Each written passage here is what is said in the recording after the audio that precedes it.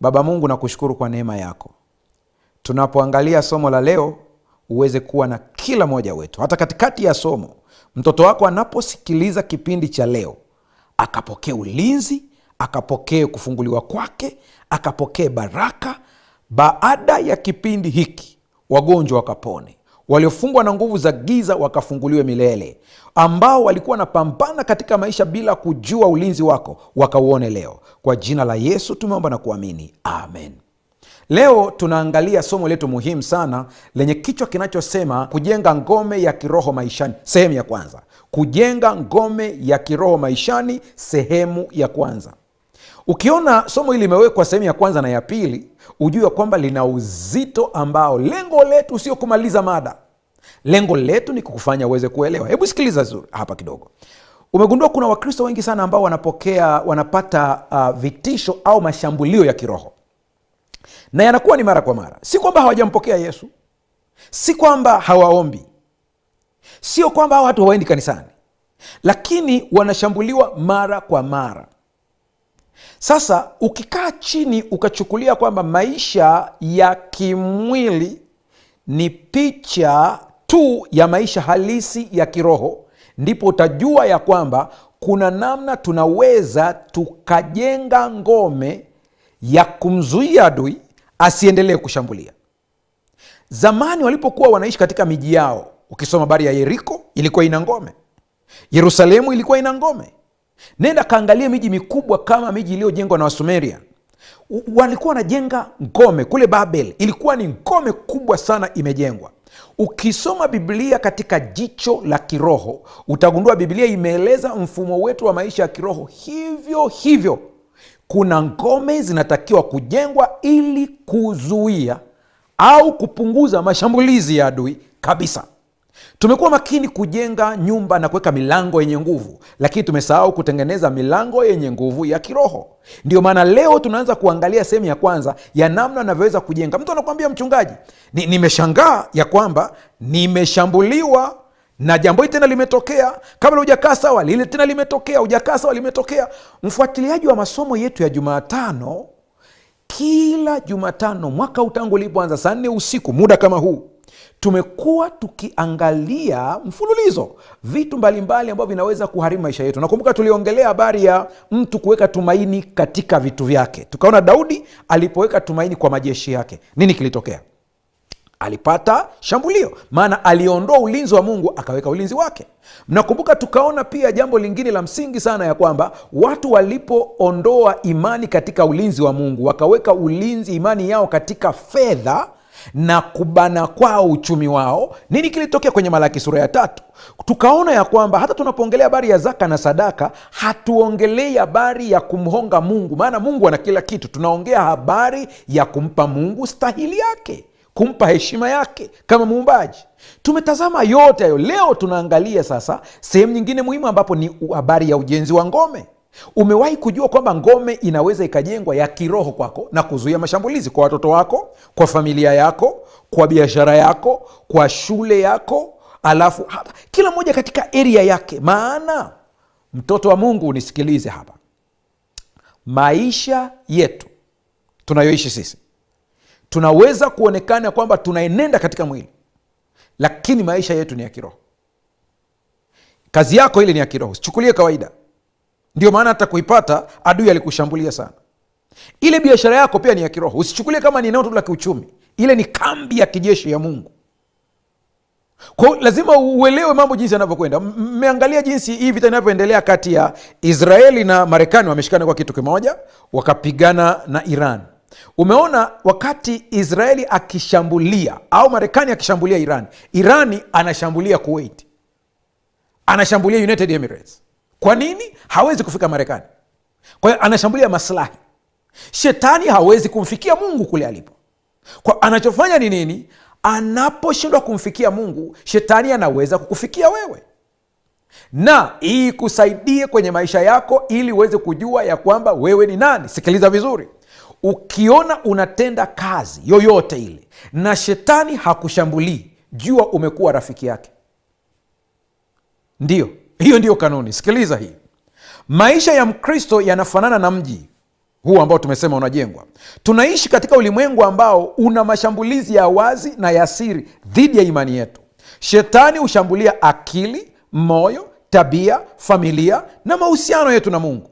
Hapo ndipo anaposhambulia zaidi. Ndio sababu Mungu anatuita kujenga ngome ya kiroho, ngome inayojengwa si kwa mawe wala saruji, bali kwa Kristo, neno lake, maombi, imani na utii. Mungu aweze kutusaidia sana. Rafiki yangu, Mungu hatuachi tupigane vita peke yetu. Nguvu zake zinazidi nguvu za adui. Malaika wake wanasimama karibu. Neema yake inafanya kazi hata pale ambapo hatujui. Hicho ndicho uweze kukielewa vizuri. Lakini shida iko wapi sasa? Watu wamekuwa wakipata ujuzi wa mambo mengi, lakini wakasahau ujuzi wa mambo ya kiroho. Hosea anataja hili kwenye kitabu cha Hosea sura ya 4 fungu la 6. Anasema, watu wangu wanaangamia kwa kukosa maarifa. Sikiliza vizuri hili andiko. Watu wangu wanaangamia kwa kukosa maarifa.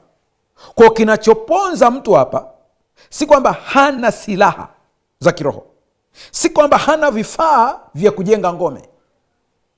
Ni kwa sababu kinachomsababisha hapa apate hasara au mie, ni kwa sababu hajajua namna ya kujenga ngome ya kiroho katika maisha yake. Ngoja nikwambie ndugu yangu, kuna watu hawagusiki. Nikisema hawagusiki, sina maana hawashambuliwi, lakini kila ukijaribu kuwashambulia inakula kwako, mpaka unaweza ukajiuliza, hivi watu wakoje? Watu wakoje? Kuna watu ukijaribu kuwasengenya unapigwa wewe, kwa sababu unajaribu kuwaharibu, na kumbe unavyofikiri unamharibu yeye, kumbe unapambana na territory ya kimungu na kambi ya kimungu. Kwa hiyo Mungu atakuja kushambulia hilo eneo, si kwamba hakupendi wewe, ila anashambulia roho iliyoko ndani yako. Mpaka unajiuliza, hii mbona inakuwa hivi? Sikiliza rafiki yangu uliyeko hapa unayenisikiliza, wote sisi ni watoto wa Mungu, lakini hatuwezi kuwa na ujuzi sawa. Na ndio maana katika karama za Roho Biblia inasema akawapa wengine karama kwa Roho huyo mmoja, wengine wakapewa miujiza, wengine wakapewa imani. Imani ambayo ni karama, sio ile imani ambayo kila mtu anayo. Hii ni tofauti kabisa. Lakini anasema wengine wakaitwa kuwa wachungaji, wengine wakaitwa kuwa walimu. Unaona jinsi anapangilia vizuri. Wengine wakaitwa kuwa mitume. Alafu Mtume Paulo anapoeleza hizi karama anasema sio wote ambao ni wanaizo, wengine kunena kwa lugha, wengine kutafsiri lugha, wengine kupambanua roho. Lakini kuna wengine, mtu mmoja amepewa karama 5, zote anazo. Mungu anaangalia tu, huyu nitampa 5, maana ubongo wake unaweza kubeba 5, anampatia hizo. Sasa anapoongelea karama za Roho anasema zote hizi ni kwa lengo la kujenga mwili wa Kristo. Ukisema kujenga mwili wa Kristo ni nini? Ni wewe uweze kufaidi kwa karama zangu, na mimi ni faidi kwa karama zako, na yule afaidi kwa karama za mwingine, kila mmoja afaidi kwa karama ya mwenzake, maana hakuna aliyepewa zote. Unaweza ukapewa nyingi, lakini huwezi kupewa zote. Sasa twende vizuri hapa sasa. Wanafunzi wa Yesu walikuwa 12. Hili nimelitumia kama mifano kila nikifundisha. Wanafunzi wa Yesu walikuwa 12. Lakini utagundua kwamba katika wale 12 Yesu alikuwa na wanafunzi ambao walikuwa karibu na yeye zaidi, Petro, Yakobo na Yohana.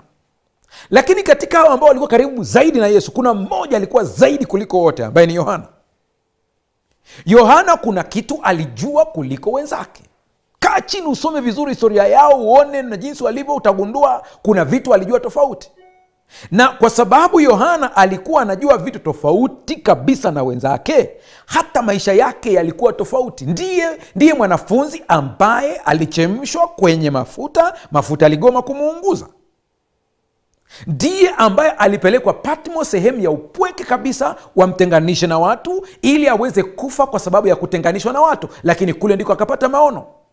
Utajiuliza, kwani Mungu ana upendeleo? Mungu ana upendeleo, lakini ni kwamba kila mtu atakula, kila mbuzi anakula urefu wa kamba yake kiroho. Pasta, sasa mbona kama haikai sawa hiyo? Sikiliza vizuri. Yesu mwenyewe alisema sawasawa na imani yako pokea. Imani hutokana na kusikia neno, ujuzi. Mungu atusaidie hapo sana. Nasikia ngome ni nini? Ngome ni mahali pa usalama, kimbilio na ulinzi. Katika Biblia Mungu mwenyewe anaelezewa kama ngome ya watu wake. Kwa hiyo kuna mtu ambaye wewe unamchapa hapa, au mnapambana kiroho kwa sababu ya zile roho ambazo ziko ndani yenu. Mnapambana hapa. Wewe unapojaribu kumshambulia na mishale yako, mwenzako unapomkimbiza anakimbia, anaingia kwenye ngome, alafu ile ngome ni Mungu mwenyewe. Alafu unakuja kichwa kichwa. Nahitaji uelewe hili, ili unapopambana na bosi wako kule kazini, ujue sio bosi anayekuchukia, ni roho iliyoko ndani yake. Ujue ngome ya kukimbilia ni wapi.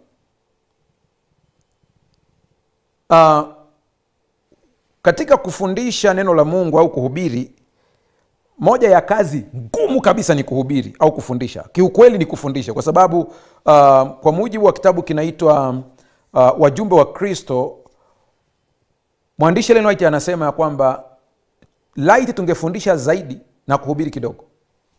Kwa nini? Profesa wa chuo kikuu anapoingia darasani anafundisha watu waliofaulu kitu fulani, ndio wakaja darasani kwake. Ili ujiunge na chuo kikuu kuna sifa lazima uweze kuzifikia kielimu, ndipo uweze kwenda chuo kikuu. Lakini hatuna sifa za kielimu za kumfanya mtu aje kanisani. Mtu anakuja kanisani wote na elimu zao, wote slow learner, faster learner, wote wanakuja kanisani. Wote wanatakiwa wafundishwe na huyu mhubiri ili waweze kuelewa. Sawa? Hata mimi hapa ninavyoongea hapa, wewe unanitazama kwenye YouTube, kuna mtu yuko Marekani, kuna mtu yuko Canada, kuna mtu yuko Kenya, kuna mtu yuko Uganda, kuna mtu yuko wapi, wote wananisikiliza. Wana background tofauti na maisha yao tofauti, kila mmoja ananisikiliza. Ndio maana wakati mwingine nikiona mtu ana comment kitu ameelewa tofauti na nilivyosema, huwa mimi hainishangazi wala hainipi pressure, kwa sababu najua hata hivyo kama nimepata watu 5,000 ambao wamenielewa, lakini mmoja ameshindwa kunielewa, nasema Bwana asifiwe angalau. Yaani angalau. Maana ni kazi kubwa sana. Sasa sikia hapa tunavyoenda vizuri sasa. Sikiliza vizuri. Wanafunzi wa Yesu ambao moja hapo ni Yohana, yeye alielewa zaidi. Njoo angalia katika wafalme wa Israeli. Walikuwepo wengi. Sauli hakumwelewa Mungu, Daudi hakamwelewa Mungu. Lakini pamoja na yote unaweza ukaona kama Daudi pamoja na kumwelewa Mungu, kuna vitu ambavyo alimisi. Yehoshafati wa uzao wake akaja akaelewa zaidi kuliko baba yake. Elimu ya kimungu itaendelea kuongezeka. Usiache kujifunza. Kila siku endelea kujifunza. Kwa hiyo ngome ni mahali pa usalama. Kwenye kitabu cha Zaburi 18 fungu lile la 2, anasema Bwana ndiye jabali langu, ngome yangu na mwokozi wangu, Mungu wangu, mwamba wangu, nitakaye mkimbilia, ngao yangu na pembe ya wokovu wangu na mnara wangu mkuu. Umeona hizi sifa ambazo Daudi amezitaja hapo? Bwana ndiye ametaja. Kwa hivyo tuanze kidogo. Bwana ndiye jabali langu, ngome yangu na mwokozi wangu, Mungu wangu, mwamba wangu, nitakaye mkimbilia, ngao yangu na pembe ya wokovu wangu na mnara wangu mkuu. Hizi ndizo sifa ambazo anataja kuhusu Mungu Daudi. Mkristo anapojenga ngome ya kiroho anajifunza kumtegemea Mungu kama kimbilio lake katika kila hali ya maisha. Mfanye Mungu kuwa kimbilio lako katika kila hali ya maisha. Rafiki yangu unayenisikiliza hapa, Mungu amekupa neema ya kufungua Hope Channel leo. Hii ni neema yake. Mungu anahitaji uweze kujua hii siri ya kwamba unapaswa kumkimbilia yeye kwa hali yoyote. Nikisema hali yoyote, ninamaanisha hata ukiwa una upungufu wa imani, usikimbilie kwa pasta kwanza, kimbilia kwa Mungu kwanza. Mungu ndiye akuelekeze kwa pasta. Ndio unasikia zile kauli Mungu anasema, tazama na mtuma mjumbe wangu. Mungu atatuma mtu atakaye kusaidia kuimarisha imani yako na kuifufua tena. Unapokuwa na mashaka, usiogope kumwambia Mungu, kwa hili na mashaka. Unapojisikia kuishiwa nguvu, usiogope. Na Mungu anapokuongezea ufahamu wa kiroho, ufanyie kazi ule ufahamu. Nakupa mfano sasa, sikiliza vizuri hapa. Katika maisha yetu ya kiroho, kuna wengine wako darasa la kwanza, kuna darasa la pili, kuna la tatu. Kila mmoja ana levo yake. Anayepima hizo levo ni nani? Ni Mungu. Sio mimi, sio wewe. Kwa hiyo hakuna kumwona mwenzake hapa kwamba fulani yuko bora, fulani yuko juu. Hapana, anayejidhania kuwa amesimama aangalie asije akaanguka. Lakini lengo langu la kutamka haya ni hili: Mungu anakufunulia ujuzi kwa hatua, na kuna hatua ukifika, ile staili aliyokufundisha mwaka jana, mwaka juzi, hutaitumia tena kwa sababu imepitwa na wakati. Lakini staili hiyo inaweza ikamfaa mtu mwingine ambaye yuko kwenye hiyo level. Mfano ni upi na utoa hapa? Kiuhalisia kabisa, watu wengi mambo yao yanaharibika kwa sababu wanaifunua mipango yao katika ulimwengu wa kiroho na kuongeza mashambulio ya kiroho kutoka kwa adui, kwa sababu walifunua mipango yao wenyewe. Piga picha ya chakula kizuri kimewekwa katika sahani, na kile chakula kilipowekwa pale, kuna sahani mbili za vyakula, vyote viko sawa, sahani ziko sawa. Lakini chakula cha kwanza au sahani ya kwanza imefunguliwa, iko wazi, na sahani ya pili imefungwa. Ni sahani ipi ambayo nzi watakimbilia zaidi? Nzi watakimbilia sahani iliyoachwa wazi. Sahani iliyofunikwa, hata kama ina harufu nzuri, watakuja, lakini wataishia kushika huku juu. Kuna watu mambo yenu yameharibika kwa sababu mnapenda show off. Kila mpango wako unatangaza, unasema leo nina hiki, mtoto wangu amefaulu hivi, na nia ya kwako ya kutangaza yale matokeo ya mtoto sio kwa ajili ya utukufu wa Mungu, ni kwa ajili ya kuonyesha kwamba una mtoto mwenye akili. Umefunua chakula mbele ya nzi wengi. Kwa hiyo wanapokuja kushika kile chakula pale, nzi hawaondoki bure, wanaacha pale aina ya vimelea na wadudu na bakteria ambao wanaozesha chakula. Mwenye akili ya kiroho na afahamu. Sio kila atakayeelewa neno hili. Lakini pasta, si Mungu yeye ana nguvu ya kila kitu? Relax. Usikimbilie chuo kikuu wakati wewe uko darasa la 3. Kwa usije ukaiga watu hata siku moja. Kwa taarifa yako, Yesu alitenda miujiza mingi, lakini ilipokuja hoja ya kupumzisha mwili, hakutenda muujiza, alipumzika. Wanafunzi wake wenyewe aliwaambia pumzikeni, lakini yule aliyeumba mwili, yule aliyeponya magonjwa. Mungu atusaidie sana. Watu wangu wanaangamia kwa kukosa maarifa. Sasa baada ya yote haya, nini baadaye? Mkristo anapojenga ngome ya kiroho, anajifunza kumtegemea Mungu kama kimbilio lake katika kila hali ya maisha. Ndio nimesema kila hali ya maisha, kila hali ya maisha. Kwenye kumtegemea Mungu sio kuishi kizembe. Kwenye kumtegemea Mungu ni kutafuta ufahamu kutoka kwake. Ndio maana yake hiyo. Unakumbuka Yesu alikuwa anaponya wagonjwa, alafu anamwambia mtu usiseme. Yesu mwenyewe anasema usiseme. Huyo ni Yesu huyo. Yesu mwenyewe anamwambia mama yake, una nini na mimi? Saa yangu bado. Kwa hiyo kuna vitu vingine unaweza ukaona kama vile, mbona kama Mungu anaonekana dhaifu? Issue sio dhaifu, ni timing. Muda bado haujafika. Watu watajua tu kwamba una nini, lakini muda wake bado. Watu watajua una mtoto mwenye akili, lakini muda wake bado. Watu watajua ya kwamba una biashara nzuri, watajua, lakini muda wake bado. Lakini pia usiishi kwa woga pia. Baada ya kujua tena usiishi kwa woga. Hapana, acha woga. Kwa nini nasema acha woga? Soma kitabu cha Petro wa kwanza sura ya 1 fungu la 5. Nanyi mnalindwa na nguvu za Mungu kwa njia ya imani, hata mpate wokovu ulio tayari kufunuliwa wakati wa mwisho. Kwa kuna nguvu ya Mungu inakulinda. Mpaka leo inakulinda. Tutakapoenda sehemu ya pili ya somo hili Jumatano ile nyingine, utaona malaika maalum waliowekwa kwa ajili ya kulinda kila kitu chetu. Ndio. Malaika nao wana mgawanyo wa madaraka na kazi. Hawafanani. Ndio sababu kitabu cha Ufunuo kinakwambia alipopiga pigo juu ya maji, anasema nami nikamsikia malaika wa maji akisema, amestahili kunywa damu ya watu waliowaua. Kwa nini nasema malaika wa maji? Ni kwa sababu kuna malaika ambaye kitengo chake ni. Nenda ukaangalia takati shetani anapoangamizwa mwishoni kwenye kitabu cha Ufunuo. Anayekuja kumfunga, kuna malaika anayekuja mwenye nguvu kuu na mnyororo mkubwa. Sio kila malaika anakuja. Kuna malaika maalum kwa ajili ya kusaidia ufike safari yako salama.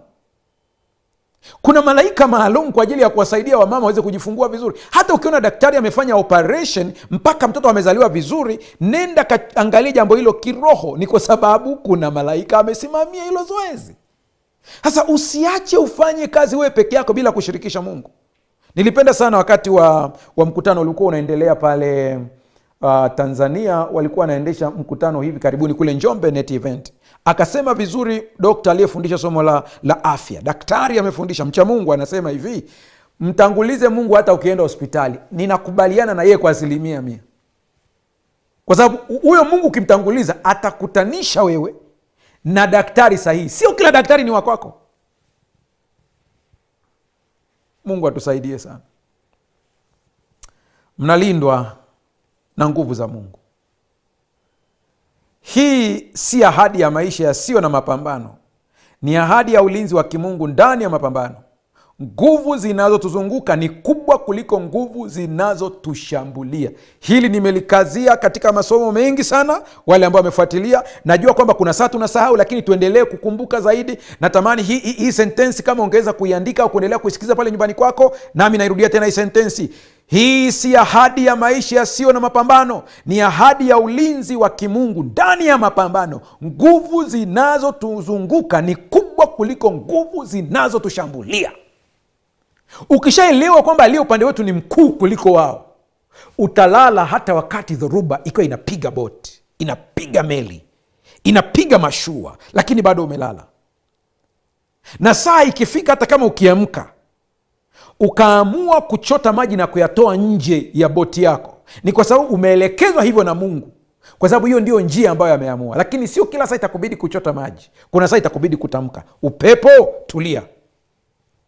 Na wengi hii mbinu wameshindwa kuijua kwa sababu, au kuitumia, au wanajua hawaielewi kwa sababu tumefundishwa kuomba. Lakini kuna mambo ambayo kiukweli hayapaswi kuombewa, yanatakiwa kutamkiwa. Amini nawambia, atakayeuambia mlima huu ng'oka, hasemi atakayeomba, atakayeuambia. Yesu alipoamka pale wakati anamwamsha, mwalimu tunaangamia, akasema upepo tulia. Tena lugha ya Kiingereza ndo walitohoa vizuri katika lugha ya Kigiriki ambayo nimeipenda sana. Kiswahili kinasema tu tulia, upepo tulia, lakini kiukweli kwamba peace be still. Alitanguliza neno amani. Neno amani ni positive, ni neno chanya. Amani, yani nachoamrisha ni amani, alafu tulia. Maana amani na migogoro havikai pamoja. Mwanga wa amani unapokuja, utulivu unafuata. Haleluya! Unanitazama, sijui kwamba unapitia changamoto gani leo. Amani na utulivu vije kwako kwa jina la Yesu Kristo. Hasa katika kujenga ngome ni kujua hiki kwamba Mungu ndiye kimbilio letu, ni kujua kwamba tunalindwa. Sasa elewa ya kwamba vita ya kiroho ni uhalisia usioonekana. Huwezi, yani uzuri ni kwamba kuto kuamini kwako kwamba hii vita ipo au haipo hakubadilishi ukweli kwamba ipo hata kidogo. Haibadilishi hata kidogo. Watu wengi huamini tu kile wanachoweza kuona, lakini Biblia inatufundisha kuwa kuna vita vinavyoendelea nyuma ya pazia la mambo yanayoonekana. Hili lisikufanye uwe na uoga, ila likufanye ujue kupigana kutokea kwenye ushindi ambao Yesu alitupatia katika msalaba wa Calvary. Na lazima akili yetu iwe trained, lazima ifundishwe. Tuangalia tunapoenda huko mbele, lazima akili yetu ifundishwe kumwamini Mungu, kwa sababu akili yetu kwa asili, kwa njia ya mwili, imefundishwa kuamini kinachoonekana, kuamini uwezo wetu, kujiamini sisi wenyewe. Lakini natakiwa ifundishwe siku hadi siku ili kumwamini Mungu na uwezo wake na nguvu zake. Ndio sababu ni vizuri kujilisha stori, habari za mambo ya Mungu na nguvu za Mungu. Rudia katika maisha yako, ziongee zaidi, zikae kwenye akili yako, ziingie kwenye subconscious yako, ili hata kama ukiwa umelala usingizini ukaota lindoto libaya, badala ya kusema mama yangu we, unasema kwa jina la Yesu, kwa sababu ndiye aliyeko ndani yako, ndiye amejaza subconscious yako. Ngome yako iko imara, ngome yako imejengeka vizuri kabisa. Kitabu cha Efeso sura ya 6 fungu la 12 anasema, kwa maana kushindana kwetu sisi si juu ya damu na nyama, bali ni juu ya falme na mamlaka, juu ya wakuu wa giza hili, juu ya majeshi ya pepo wabaya katika ulimwengu wa roho, yani ulimwengu usioonekana. Kuna ulimwengu usioonekana. Ndugu yangu, niseme tu hivi, kiukweli ulimwengu usioonekana una vitu vingi kuliko ulimwengu unaonekana. Siku moja tukishamaliza hii vita ya kiroho, itakapoisha, Yesu akija akituchukua kwenda mbinguni, tutaonyeshwa haya mambo yote, tutayaona jinsi yalivyo. Ndio sababu kwa mujibu wa Biblia, atakapokuja Yesu, atakapotuchukua mbinguni, tutakaa na yeye miaka 1000. Na hii miaka 1000 kule mbinguni itakuwa ni miaka ya kufundishwa. Kuna maswali mengi ambayo tutakuwa tunajiuliza, tutapata majibu yake hapa, tutapata siku hiyo. Na tutaona ulimwengu jinsi ulivyo wa kiroho. Kuna matendo ambayo Mungu alikuongoza kuyatenda, sio kwa sababu tu ni matendo ya mwilini, lakini alikuwa na kitu fulani kiroho. Siku ile utafunuliwa yote haya, utayajua. Mchungaji, wa sentensi sikuelewi, ngoja nikueleweshe kidogo sentensi hii. Unakumbuka mwanamke mmoja ambaye alikuwa ni mjane? Huyu mwanamke alikuwa anaishi wakati wa nabii Elia.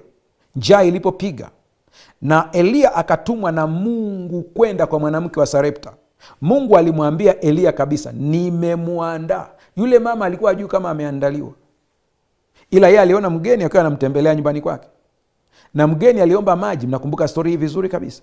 Mgeni alipoomba maji, akatoka hapo mgeni huyu tena akaomba mkate. Mama akamwambia sina. Hapo umeomba kitu kikubwa, sina, kwa sababu hiki kilichobakia hapa ni kwamba nile na mimi nife tu na mtoto wangu. Akaambiwa hakika yake havitakauka. Yule mgeni akaja na baraka. Kwa hiyo Mungu alihitaji kumbariki mwanamke mjane kupitia kwa Eliya. Na mnakumbuka mtoto wake alikufa, na yule mama akamwambia Eliya, umekuja katika nyumba yangu ili Mungu aikumbuke dhambi yangu. Unajua kabisa kwamba yule mama alikuwa anamjua Mungu wa mbinguni, na sasa Mungu amemuua mtoto wangu. Kwa lugha nyingine, yule mama anasema, ninajua nikiweka connection na mtu wa Mungu, mbingu zinanitazama. Sasa zimenitazama zikaona uovu wangu, kitu ambacho nilikuwa ni mawazo feki, hayakuwa halisi. Hata wewe kuna saa unawaza vibaya. Na Eliya naye, kwa sababu Eliya mnamjua Eliya, mimi na watu kwenye Biblia nikiambiwa niwapatie makabila yao waweze kwenda, kwa mfano ingekuwa ni kule Tanzania, Eliya na Petro kwao ni Tarime, ndio maeneo yao, wanatakiwa wakakae kule. Eliya na Mungu anaongea vitu wazi wazi bila mjadala, hakuna kona. Eliya akashika mtoto maiti akaenda kwenye chumba, akamwambia Mungu maneno yale, Mungu, nimekuja kwenye hii nyumba ili uikumbuke dhambi ya huyu mama. Lakini anaomba vile vile kibabe. Mungu anasikia, mtoto anafufuka. Pastor, unamaanisha nini? Nani ajuae? Mungu aliona ya kwamba baada ya mauti ya baba yake na yule mtoto, maana unakumbuka ni mama mjane, amefiwa na mume, ambaye alikuwa anafuata kufa alikuwa ni yule mtoto. Lakini katika ulimwengu wa kiroho, ili kuweza kuzuia kifo lazima pawe na sababu. Naongelea habari ya sheria za kifalme. Mungu hawezi kuingilia jambo, kuintervene tu hivi hivi, maana atakuwa amevunja sheria za kwake. Kwa ili sheria itimizwe na mtoto bado aweze kuokolewa, lazima jambo lifanyike. Nini lifanyike? Akamtuma Eliya mwenye njaa. Mama akakubali kumpa chakula. Kwanza unga haukukoma, alafu tena na mafuta yaliendelea kuwepo. Isitoshe, ile roho ya kuua yule mtoto ilipokuja, mtoto yule akafa kweli kweli. Oh, haleluya! Mungu kuna wakati mwingine hazuii vitu kufa, ila analeta ufufuo. Haleluya! Najua kuna mtu ambaye unanitazama, hii ni ya kwako kabisa. Kwa ili kufikia hizo prosesi zote, mama angelijua ya kwamba mkate na maji aliyompa Eliya ni safari ya kulisha hii familia ili isipotee, ili baadaye mauti izuliwe kwa mtoto. Lakini mama alikuwa anafanya yote haya kwa nia tu ya kumtumikia Mungu kabisa. Mnakumbuka katika masomo yaliyopita nimesema, usitoe sadaka kwa lengo la kumhonga Mungu, toa sadaka kwa lengo la ibada. Mtoto alipokufa akafufuka. Nenda kaangalia historia ya Elisha, the same. Mwanamke ambaye alimjengea nyumba Elisha, wakati Elisha alipohitaji kumlipa kiroho. Mungu atusaidie. Kuwa mtu wa Mungu saa nyingine hakuondoi ubinadamu wako. Usije ukachanganyikiwa hapa. Elisha alikuwa ni mtu wa Mungu kabisa, lakini wakati amepewa nyumba akapendezwa na ile nyumba, akaambia Gehazi, mwite huyu mwanamke ili tuweze kumbariki hapa. Na si kwamba zile baraka za mtu wa Mungu hazisiki kwa sababu eti ametumia emotions, kwa sababu ya kufurahia. Zinatenda kazi pia. Ndio kitu cha ajabu. Mungu ni complicated. akabarikiwa, akapata mtoto. Lakini kabla ya hapo, alipoambiwa sema lolote, mama alijibu akasema, naishi kwa nchi ya watu wangu wenyewe, niko katikati ya watu wangu wenyewe. Yaani kwa lugha nyingine, wakati nakujengea nyumba sikuwa na lengo lolote la kuhonga wala kwamba eti nipate kitu. Mimi lengo langu ilikuwa ni kumwabudu Mungu. Nimejua we ni mtumishi wa Mungu, simple. Ndipo akaja kupata mtoto. Tutaelewa haya mambo zaidi. Kuna mambo tunatenda, kumbe tunajenga ngome ya kiroho kwa ajili ya maeneo. Ndivyo Mungu wetu alivyo. Sikiliza rafiki yangu, shetani hawezi kusoma mawazo yetu kama Mungu anavyojua, lakini anajifunza tabia zetu, udhaifu wetu na maneno ambayo mara nyingi tunashindwa. Mnakumbuka nimewaambieni huko nyuma kwamba usipende kujitamkia udhaifu, kwa sababu shetani hana uwezo wa kusoma akili yako. Hawa watu unavyosikia wanakuambia mind readers ni story. Lakini mchungaji, mbona kuna watu wengine ambao unakuta ya kwamba kweli nilikutana naye akanishika mkono akataja mambo yangu. Achana zile clip unazoziona kwenye social media, zingine zinatengeneza ni content watu wanatengeneza. Lakini ikatokea umekutana na mtu akajua kabisa unachokiwaza kwa dakika hizo. Kuna kitu kinafanyika ambacho wewe katika ulimwengu wa kimwili ukioni. Kwa hiyo kinakusurprise kweli kweli. Ni kwamba kuna namna wanakuchezea, wanakutrick. Unaongea mambo yako wewe bila kujua kwamba unaongea, alafu yeye anayarudia, lakini yeye anaweza kuyasikia. Hizi ni trick. Ulimwengu wa kiroho una upana wake sana, kiasi kwamba kuna vitu vingine ukiviona kama hujui unasema huyu mtu ana uwezo. Hakuna. Mwenye uwezo wa kusoma akili ya mtu ni Mungu peke yake.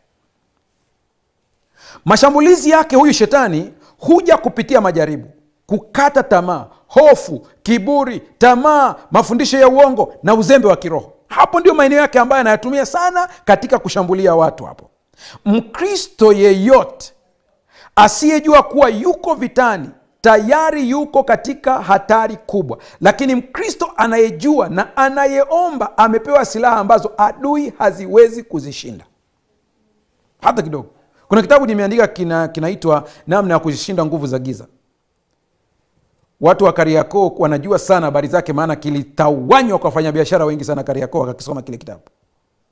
Ninapokea shuhuda za ajabu. Mfanyabiashara mmoja amenitumia ujumbe, yeye anasema alipata wale wajumbe wakiwa wanapita pale, wakampatia kile kitabu. Yeye ni Muislamu, anasema nilipokiona kwanza nilikataa. Nadhani wale ambao walisambaza kile kitabu wanaweza kukumbuka story hii. Anasema nikakataa, mchungaji, nimekataa, nikamwambia mimi hapana. Lakini wakamwambia chukua tunakupa bure. Anasema nikapokea kile kitabu. Anasema nimekuja ukisoma, anasema ndani yake nikaja kusoma vitu ambavyo vimeitesa familia yangu kwa muda mrefu, ikiwepo biashara ambao walikuwa wanaifanya. Akafuatilia yale maelekezo. Biashara imefunguka, sasa hivi ana maduka 2. Sasa mengine usitaki nikuambie nini kimeendelea baada ya hapo. Nataka kusema hivi, Mkristo asiyejua kuwa yuko vitani tayari yuko katika hatari kubwa. Ni kweli ya kwamba tuko vitani. Sasa twende, kabla ya kufunga kipindi chetu, nataka tuangalie nguvu ya ngome ya Mungu. Kabla ya kuendelea huko kwenye masuala ya kujenga ngome, tunahitaji kuona jinsi nguvu ya ngome ya kimungu jinsi ilivyo. Huko ndiko tunakohitaji tuweze kuendelea zaidi ya hapo. Sikia. Kwenye kitabu cha Ayubu sura ya 1 fungu la 10, nitasoma Kiswahili cha zamani alafu nitasoma Kiswahili cha kisasa, na kukumbusha tena unayefuatilia. Najua usiku umeenda sana kwa wale ambao wanaangalia live sasa hivi, lakini Mungu aliyekupa ujasiri wa kusikiliza na ukaacha kitanda, kuna kitu anahitaji leo akufunulie, ambapo pamoja na Ukristo wako kuna mashambulio umeyapata. Ukijua nenda kafanyie kazi. Sikiliza maneno kwenye kitabu cha Ayubu sura ile ya 1 fungu la 10. Wewe hukumzingira kwa ukigo pande zote, na pamoja na nyumba yake na vitu vyote alivyo navyo, kazi ya mikono yake umezibarikia, nayo mali yake imeongezeka katika nchi. Ili ni shitaka la shetani, anamshitaki Ayubu. Shetani kila akijaribu kushambulia mali za Ayubu alikuwa anakutana na ngome. Akijaribu kupiga watoto anakutana na ngome. Akijaribu kupiga ng'ombe anakutana na ngome. Akijaribu kupiga kondoo anakutana na ngome, na matokeo ya ngome ikawa ni hii. Sasa turudi tena Ayubu 1:10. Wewe hukumzingira kwa ukingo pande zote, pamoja na nyumba yake. Nenda vizuri, angalia hatua kwa hatua. Pamoja na nyumba yake, yeye kwanza umemzingira. Namba 2 anasema pamoja na nyumba yake na vitu vyote alivyo navyo, mpaka listi hataji. Mwandishi wa kitabu hiki ni Musa. Na vyote alivyo navyo, kazi za mikono yake umezibarikia. Mungu atusaidie sana. Huko tuendako tutakuwa na kipindi ambacho tutakuwa tunajifunza baraka ya kazi za mikono, na tutaombea hizo kazi za mikono pia. Alafu anasema nayo mali yake imeongezeka katika nchi. Sasa angalia kwenye Kiswahili kile cha kisasa, kile ambacho anakisema kwenye Kiswahili cha sasa. Anasema hivi, je, si dhahiri kwamba wewe unamlinda pande zote, pamoja na jamaa yake na kila kitu alicho nacho? Wewe umembariki na mali yake imeongezeka katika nchi. Umeona hizi sentensi muhimu sana hapa. Anasema, je, si dhahiri kwamba wewe unamlinda? Nisikilize vizuri leo. Mungu amekubariki, umepata ajira, unaajiriwa. Sikiliza na hili, Roho Mtakatifu akusaidie kukusemesha ndani ya moyo wako ukalifanyie kazi. Tengeneza ngome ya ajira yako. Najua kuna mtu ananisikia sema, hasa mchungaji, tunajengaje ngome? Usikimbie haraka, acha papara, twende kwa kina kwanza, tutaelewa. Nimekuambia hii ni sehemu ya kwanza ya somo, tutaingia sehemu ya pili. Mungu amekubarikia wewe, umeingia kwenye ndoa. Tengeneza ngome ya kuzunguka ndoa yako. Mungu amekubarikia wewe, umekuwa na biashara, haijalishi ni ndogo. Hakuna biashara ndogo mbele za Mungu. Tengeneza ngome katika biashara yako. Hata kama utajifunza habari ya namna ya kutengeneza ngome hapo baadaye, haina maana ya kwamba mfumo wa kutengeneza ngome utakuwa ni mmoja. Kila mtu atafunuliwa na Roho Mtakatifu namna ya kutengeneza ngome, kila mtu kwa namna yake. Tutaangalia zile za jumla tu tukiingia sehemu ya pili, lakini nataka uone ngome ya Mungu ilivyo kubwa. Ina uwezo mkubwa ikijengwa kwako. Shetani alipojaribu alishindwa, akajaribu kushambulia Ayubu alishindwa, kwa sababu kulikuwa kuna ngome. Mali ya Ayubu ilikuwa ndani ya ngome hiyo, watoto wake walikuwa ndani ya ngome hiyo, afya yake ilikuwa ndani ya ngome hiyo. Kuna watu unanisikiliza, hata kama una bima ya afya, hiyo bima umekuwa ukilipia, lakini hujawahi kwenda hospitali. Halafu unajiuliza, hivi imekuwa kuwaje? Nataka nikwambie, kuna ngome kwa ajili ya afya tu, ipo, inajengwa, na kuna malaika anayehusika na habari ya uponyaji tu. Sikiliza nikwambie, umesoma ile story wakati yule mgonjwa aliyekutwa na Yesu akiwa yuko pale analia, anamwambia sina mtu wa kuniingiza katika birika. Maneno yake anasema kuna malaika alikuwa anakuja anatibua yale maji. Anapotibua yale maji, mtu wa kwanza kuingia, huyo ndiye anayepona. Katika hadithi za Wayahudi ambazo sio katika Biblia, wanampaka jina la huyo malaika anaitwa nani. Nimesema hadithi, lakini kwa kifupi ni kwamba kuna malaika anayehusika na habari ya uponyaji peke yake wa afya. Kazi yake ni ngome, anaweka ngome katika afya. Umewahi kumwambia Mungu, nifundishe kujenga ngome katika afya yangu? Mungu atusaidie sana.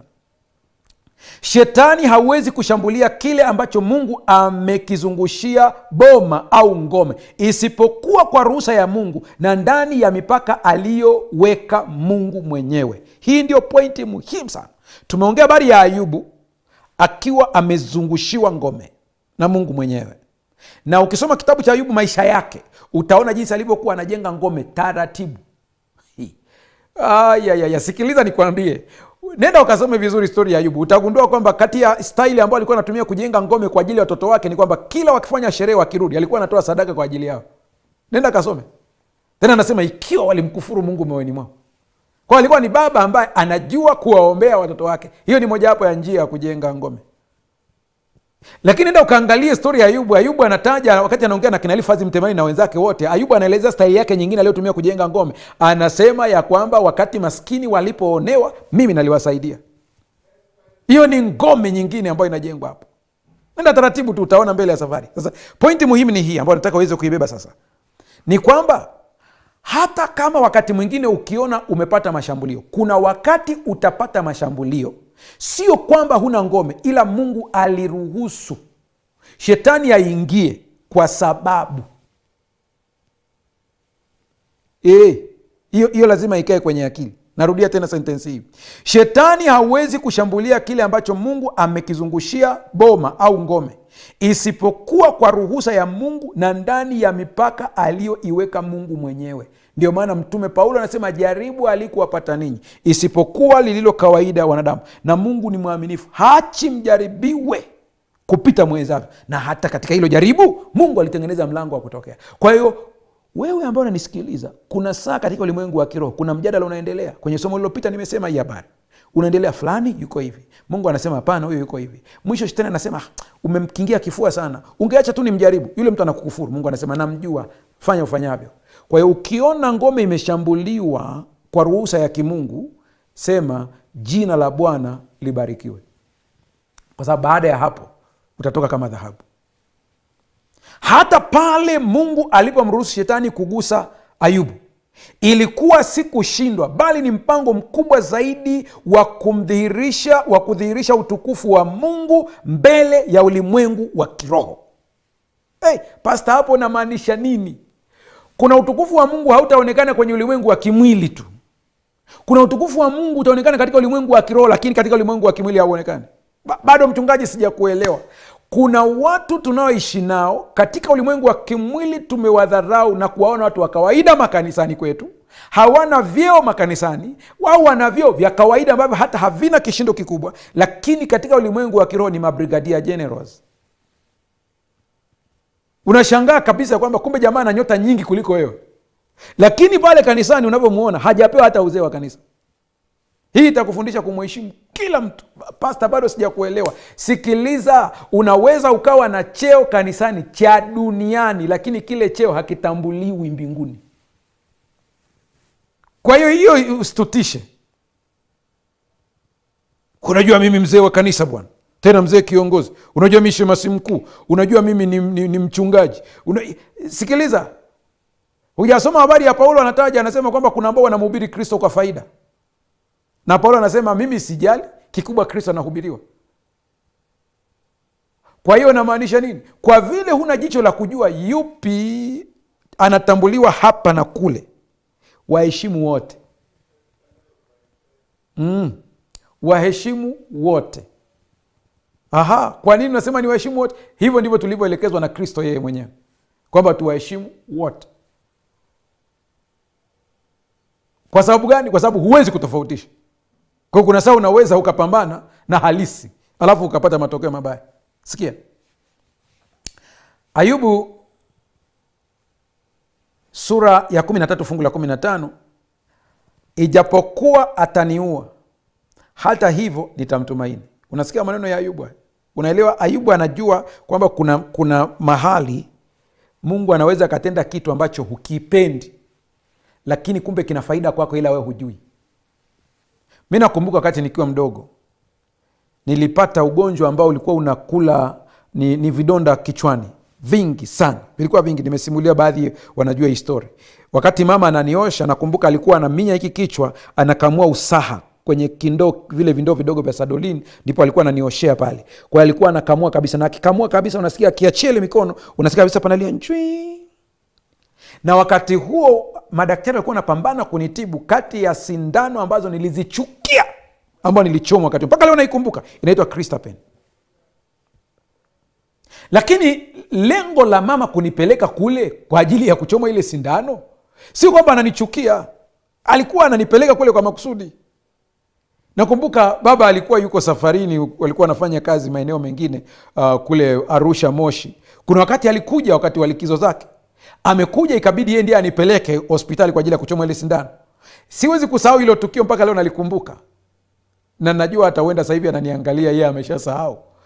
Alinikamata miguu vizuri chini, akanibana kwenye miguu kabisa kabisa, alafu dokta mwingine akafungua kweli nichomwe ile sindano. Nakumbuka nilimng'ata baba hapa. Wakati ule mimi nataka nichomwe sindano, lakini kumbe ilikuwa ni tiba. Sikiliza anachokisema Ayubu hapa sasa. Ayubu anasema ajaponiua, yani kama ni Mungu ndiye ameruhusu nipitie haya, hata kama itabidi kufa, ikiwa ni yeye, mimi nitaendelea kumtumaini yeye, maana najua ana nia njema na mimi. Haleluya! Hebu sikia nikusomee Kiswahili cha kisasa kwenye andiko hilo hilo, Kiswahili cha kisasa, Ayubu 13 fungu la 15. Mungu aniue akitaka, sina la kupoteza, hata hivyo nitautetea mwenendo wangu mbele yake. Haleluya! Sikia Ayubu hiyo. Nimeipenda sana Kiswahili cha kisasa hiki. Mungu aniue akitaka, yaani maadamu ni Mungu, kama ataka kuniua nimemruhusu, kwa sababu namjua. Mnafahamu histori ya Abrahamu. Wakati Abrahamu anaenda kumtoa Isaka, hatukujua nini kilikuwa ndani ya moyo wa Abrahamu, lakini wakati anaenda anatamka maneno Abrahamu kwa watumishi wake, anawambia mimi na kijana tunaenda kutoa sadaka, kisha tutarudi hapa. Nilipenda sana wakati wa mikutano yetu hapo katika ofisi, jinsi ambavyo mgeni alivyoweka vizuri story hii ya Ayubu, mpaka niliipenda sana alivyoweka vizuri. Kati ya makatibu wa General Conference mmoja wapo aliweka vizuri kabisa kwamba anasema tutarudi, wakati anaenda kuchinja mtoto. Anayetufunulia vizuri kuelewa jamaa alikuwa anamaanisha nini ni mwandishi wa kitabu cha Ibrania. Anasema alimtumaini yeye awezaye kufufua wafu. Wow. Kwa hiyo ni kana kwamba alikuwa anasema nitamtoa sadaka kwa kuchinja, lakini natumaini huyu Mungu anaweza kumfufua, kama sio sasa, hata katika huko baadaye. Mungu atusaidie sana. Ukisikia Ayubu alijengewa ngome, alikuwa na uhusiano na Mungu wa karibu. Sio haki kwa matendo, ni haki kwa imani. Imani, yani alimwamini Mungu, aliamini kisichoonekana. Unajua stori ya Ayubu, mwishoni kabisa, baada ya mambo yote kupita, anamwambia Mungu, nilikuwa nasikia habari zako, ila nimekuona kwa macho, sasa ninatubu.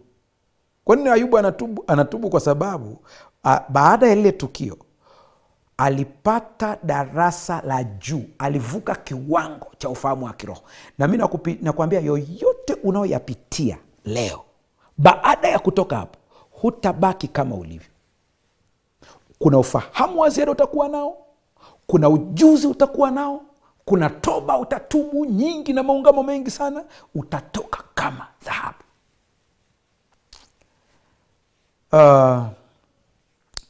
Imani inayosimama hata pale ambapo haioni wazi ni imani iliyojengwa ndani ya ngome ya Mungu.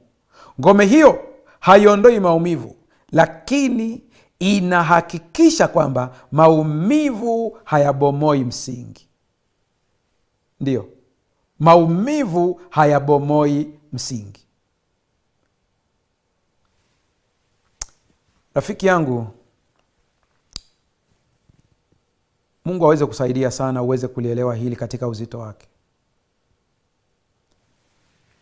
Baada ya kumwelewa Mungu katika uhalisia wake na uzito wake namna hii, anza kuangalia maeneo katika maisha ambayo yamekuwa kupata mashambulizi sana kwenye maisha yako. Ni biashara yako au ni ndoa yako? Je, ni elimu? Tengeneza ngome. Na ngome hii tumeiona Daudi ameitaja mwanzoni. Bwana ni ngome yangu, Bwana ni jabali langu. Bwana anamtaja Bwana kimbilio langu, anamtaja Bwana kuwa ngao yake. Ndio haya maeneo yote haya, huenda unanisikiliza sasa hivi hapa, umeona shambulio kwa watoto wako, umeona shambulio kwa mke wako, umeona shambulio kwa mume wako, umeona shambulio kwa wadogo zako, umeona shambulio katika jambo fulani. Hivi tunavyoongea katika hizi dakika hizi, ni wakati wa kumkabidhi Bwana. Sio lazima leo uandike hapo kwenye YouTube. Kwa wale mnaoangalia kwenye YouTube, sio lazima uandike. Najua wengine wanaandika, lakini sio lazima uandike. Taja jina sasa hivi la kile ambacho kimeshambuliwa, na hata kabla ya kuanza zile hatua, muombe Bwana akutengenezee ngome.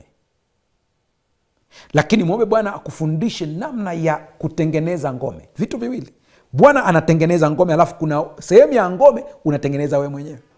Muombe Bwana akusaidie hapo. Sasa tunapoelekea mwisho, hiki ni kipindi cha maombi. Popote ulipo, Hata kama ni ugonjwa, unahitaji ngome katika afya yako, ni saa ya kumwambia Mungu sasa. Endelea kumwambia Mungu, endelea kuongea naye na kuachia hii nafasi uendelee kusema na Mungu. Mimi sijui unapitia kitu gani, lakini leo tunajifunza namna ya kutengeneza ngome. Na leo tunaomba pamoja, hata wakati hujaanza kutengeneza ngome yako ile ambayo Mungu anakufundisha, lakini ile kumkimbilia Mungu kama ngome. Leo tunaomba pamoja ili Mungu aweze kuzungushia ngome katika maeneo mbalimbali. Mimi sijui ni maeneo gani. Popote ulipo, tunaingia kwenye maombi sasa. Popote ulipo, tunaingia kwenye maombi sasa. Hata kama una rafiki yako ambaye yuko mbali, kuna mtoto wako, unaweza ukamtumia ujumbe, mwambie sasa hivi tunaingia kwenye maombi kwa ajili yako. Tunaingia kwenye maombi kwa ajili ya ndoa yako. Tunaingia kwenye maombi kwa ajili wale watu ambao wamekushirikisha maombi. Leo tunaomba kwa ajili ya kutengeneza ngome katika maeneo hayo, ngome katika biashara, ngome katika elimu, ngome katika maisha ya kila siku. Popote ulipo, fumba macho tunapokwenda kuomba. Kama kwenye daladala, una haja ya kufumba macho. Wewe endelea tu kusikiliza kipindi hiki. Mungu anajua kila kitu. Popote ulipo, kwa mazingira uliopo, tunaenda kuomba sasa. Tuombe.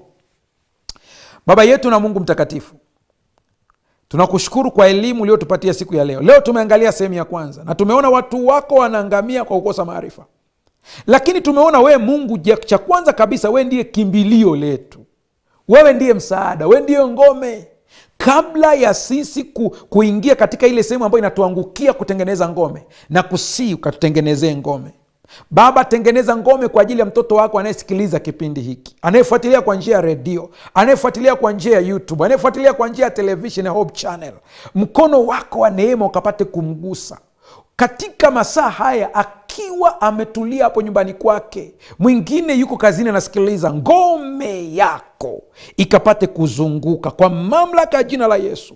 Akazungushiwe ngome katika ajira yake, akazungushiwe ngome katika elimu yake. Wengine ni wako chuoni wanasoma, wengine wanafunzi wa sekondari. Ngome ikazungushwe katika elimu, ngome ikazungushwe katika afya, ngome izungushwe katika watoto wake wote, wajukuu. Kuna bibi anaomba kwa ajili ya wajukuu zake. Ngome ikazungushwe, ngome ikazungushwe kwa ajili ya yule baba anayeomba kwa ajili ya watoto wake. Ngome ikazungushwe kwa jina la Yesu Kristo. Ngome ikazungushwe. Ngome yako Mungu wetu, kwa kuwa jina lako lina nguvu kuliko yote. Hakuna nguvu ya giza inayoweza kupenya katika ngome uliotengeneza wewe. Ngome katika uchumba, ngome katika ndoa, ngome katika biashara, kwa jina la Yesu. Ninakutukuza, maana kuanzia sasa ngome inapozungushwa, nguvu za giza zinaondoka, amani inatawala. Kama ulivyosema, amani tulia, na hivi ndivyo inavyotokea sasa kwa imani. Asante Yesu, maana unakwenda kutenda zaidi ya vile tulivyoomba. Kwa jina la Yesu tumeomba na kuamini, amen.